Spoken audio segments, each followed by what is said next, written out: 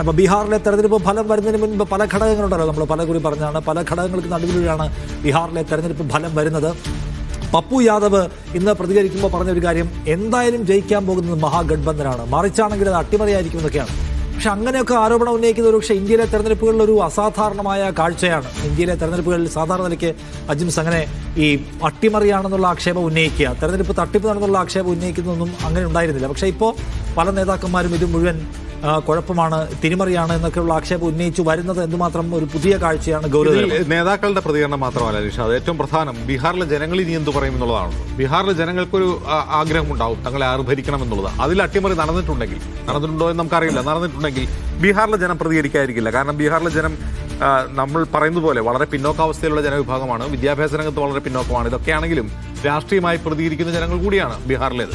അപ്പോൾ ബീഹാറിലെ ജനങ്ങൾ ഇതിനോട് എങ്ങനെ പ്രതികരിക്കുമെന്നുള്ളതും ഈ തെരഞ്ഞെടുപ്പ് റിസൾട്ടിനോട് എങ്ങനെ പ്രതികരിക്കണം എന്നുള്ളതും വളരെ പ്രധാനമാണ്. അതല്ല ഈ കാണുന്ന ഫലം യഥാർത്ഥത്തിൽ ബീഹാറിലെ ജനാഭിലാഷമാണ്, ജനവിധിയാണ് എന്നുണ്ടെങ്കിൽ ബീഹാർ കൂടി BJPയുടെ വരുതിയിലേക്ക് പോവുകയാണ് എന്നുള്ളത് നമ്മൾ മനസ്സിലാക്കേണ്ടി വരും. കാരണം ബീഹാറിൽ ഇനി മറ്റൊരു രാഷ്ട്രീയത്തിന് സ്കോപ്പില്ല. ഇതുവരെ തുടർന്നു വന്ന ജനതാ രാഷ്ട്രീയത്തിന്റെ സ്കോപ്പ്, സോഷ്യലിസ്റ്റ് രാഷ്ട്രീയത്തിന്റെ സ്കോപ്പ് നഷ്ടപ്പെടുന്നു. അല്ലെങ്കിൽ പിന്നോക്ക EBC വോട്ട് ബാങ്കിന്റെ രാഷ്ട്രീയം നഷ്ടമാകുന്നു. UP യിൽ നമ്മൾ കണ്ടതുപോലെ അക്രോസ് ഓൾ ദ കാസ്റ്റ് BJPയുടെ ഹിന്ദുത്വ രാഷ്ട്രീയം പിടിമുറുക്കുന്നു എന്ന് തന്നെ പറയേണ്ടി വരും. പക്ഷേ അപ്പോഴും നമ്മൾ ശ്രദ്ധിക്കേണ്ട കാര്യം, JDU എന്ന് പറയുന്ന പാർട്ടി, നിതീഷ് കുമാർ എന്ന് പറയുന്ന രാഷ്ട്രീയ നേതാവ് ഇപ്പോഴും പിന്നോട്ട് പോയിട്ടില്ല. അദ്ദേഹത്തിന് ഇപ്പോഴും സീറ്റുണ്ട്, ഇപ്പോഴും അദ്ദേഹത്തിന് ജനപിന്തുണയുണ്ട് ഈ റിസൾട്ടിലും എന്ന് കാണാം. പക്ഷെ അവിടെയും നമ്മൾ ശ്രദ്ധിക്കേണ്ട കാര്യം, വളരെ പ്രിസൈസായി BJP മുന്നിൽ നിൽക്കുന്നു എന്നുള്ളതാണ് ഇപ്പോഴത്തെ ടാലി നമ്മൾ പരിശോധിക്കുമ്പോൾ കാണുന്നത്. പക്ഷേ അപ്പോഴും ഇലക്ഷൻ കമ്മീഷന്റെ തെരഞ്ഞെടുപ്പ് റിസൾട്ടിലേക്ക് നമ്മൾ ഒന്നുകൂടി പോകേണ്ടതുണ്ട്. ഇതുവരെയും ഇലക്ഷൻ കമ്മീഷൻ ആകെ 175 സീറ്റിലെ ഫലപ്രഖ്യാപനമാണ്, ലീഡ് നിലയാണ് പ്രഖ്യാപിച്ചിട്ടുള്ളത്. അപ്പോൾ 58 സീറ്റിലാണ് JDU ഇപ്പോൾ 62 സീറ്റിൽ മുന്നിട്ട് നിൽക്കുന്നു.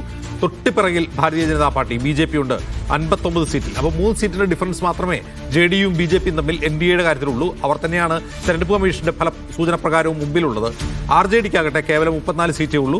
ഇന്ത്യൻ നാഷണൽ കോൺഗ്രസ് 10 സീറ്റിലും മുന്നിട്ട് നിൽക്കുന്നു എന്നുള്ളതാണ് ഇപ്പോഴത്തെ ഏറ്റവും പ്രധാനപ്പെട്ട കാര്യം. അതായത് നമ്മളിപ്പോൾ ടാലിയിൽ കാണുന്ന 161-78 എന്നുള്ളതിന്റെ ഏതാണ്ട് സമാനമായ ഫലസൂചന തന്നെയാണ് 175 സീറ്റിലെ ഫലപ്രഖ്യാപനത്തിൽ തെരഞ്ഞെടുപ്പ് കമ്മീഷൻ 175 ഇപ്പോൾ 192 സീറ്റിലെ ഫലപ്രഖ്യാപനം തെരഞ്ഞെടുപ്പ് കമ്മീഷൻ പുറത്തുവിട്ടിട്ടുണ്ട്. 192 സീറ്റിലെ ഫലം വരുമ്പോൾ 62 സീറ്റിൽ JDU മുന്നിൽ, BJP 59 സീറ്റിലുമാണ്.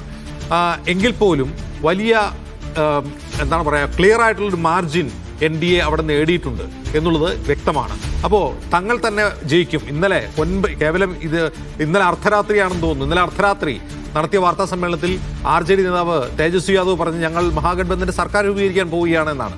അപ്പോൾ സർക്കാർ രൂപീകരിക്കും എന്നുള്ള ഉറച്ച പ്രഖ്യാപനം മഹാഗഡ്ബന്ധൻ നേതാക്കൾ പപ്പു യാദവ് ആകട്ടെ തേജസ്വി യാദവ് ആകട്ടെ നടത്തുമ്പോൾ അങ്ങനെയല്ല അവിടെ നടക്കുന്നത് എന്ന് വരുന്നത് അവരുടെ രാഷ്ട്രീയ പ്രതികരണം നമ്മൾ പ്രതീക്ഷിക്കേണ്ടതുണ്ട്. എന്തായാലും ഇപ്പോൾ നാം ടാലിയിൽ കാണുന്ന ഈ ഫലസൂചനയിൽ നിന്ന് വ്യത്യസ്തമായൊരു ഫലസൂചന ഇനി വോട്ടെണ്ണി കഴിയുമ്പോൾ, തെരഞ്ഞെടുപ്പ് കമ്മീഷന്റെ യഥാർത്ഥ റിസൾട്ട് വരുമ്പോൾ അതിൽ മാറ്റമുണ്ടാകുമെന്ന് തോന്നുന്നില്ല. കാരണം നമ്മൾ ഈ ടാലിയിൽ കാണുന്നതിന്റെ സമാനമായ ഒരു കക്ഷിനില തന്നെയാണ് ഇപ്പോൾ തെരഞ്ഞെടുപ്പ് കമ്മീഷന്റെ 192 സീറ്റിലെ ഫലസൂചനകൾ പുറത്തു വരുമ്പോൾ നമ്മുടെ മുമ്പിലുള്ളത്.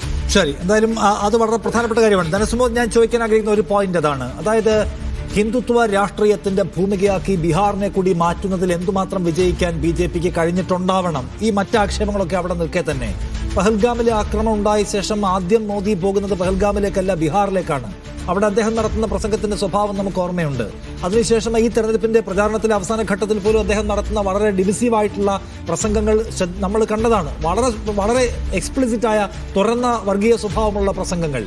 അതിനുശേഷം രണ്ടാം ഘട്ടത്തിന് തൊട്ടു മുമ്പ് നടന്നിട്ടുള്ള നിർഭാഗ്യകരമായ ചില സംഭവങ്ങളുടെ ഇമ്പാക്റ്റ് എന്നിവയും നോക്കേണ്ടതുണ്ടല്ലോ. അപ്പം ആ നിലയ്ക്ക് ഒരു തീവ്രദേശീയതയുടെ ഹിന്ദുത്വ വികാരത്തിന്റെ സാധ്യതയുള്ള മണ്ണായി ബീഹാർ പരുവപ്പെടുന്നുവെന്ന് ഒരു വശത്തുകൂടി വായിക്കാൻ കഴിയുമോ?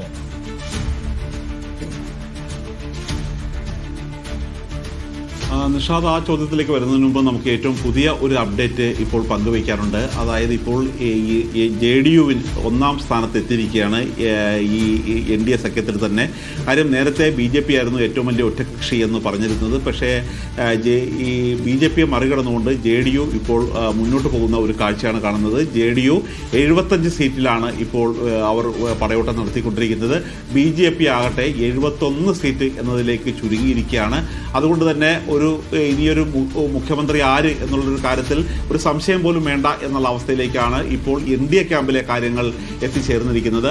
ഇനി മറ്റൊരു കാര്യം, ഇത് നിഷാദ് ചോദിച്ചതിലേക്ക് വരികയാണെങ്കിൽ, നമ്മൾ ഈ ബീഹാറിൽ പര്യടനം നടത്തിക്കൊണ്ടിരിക്കുന്ന സമയത്ത് പല മേഖലകളിലും സന്ദർശിച്ചപ്പോൾ ഈ പല ആളുകളോട് നമ്മൾ സംസാരിച്ചു കഴിഞ്ഞപ്പോൾ അവർ പറയുന്നുണ്ട്, ഇവിടെ ഈ ശൗചാലയമില്ല, അതേപോലെ തന്നെ അവിടെ അടിസ്ഥാന സൗകര്യമില്ല. പക്ഷേ എങ്കിൽ പോലും അത് അവർ പറയുന്നത് അവർ പ്രത്യേക വിഭാഗത്തിലെ ആളുകളാണ്, ആ വിഭാഗത്തിനെ പിന്തുണക്കുന്നത് BJP ആണ്, അതുകൊണ്ട് വോട്ട് BJPക്ക് എന്ന രീതിയിലേക്ക് കാര്യങ്ങൾ എത്തിച്ചേരുകയാണ്. കാര്യം നേരത്തെ ഒരു ജനാധിപത്യം, സെക്യുലറിസം എന്നിവയുടെ ഒരു ഈറ്റില്ലമാണ്, സോഷ്യലിസത്തിൻ്റെ കളിത്തൊട്ടിലാണ് ബീഹാർ.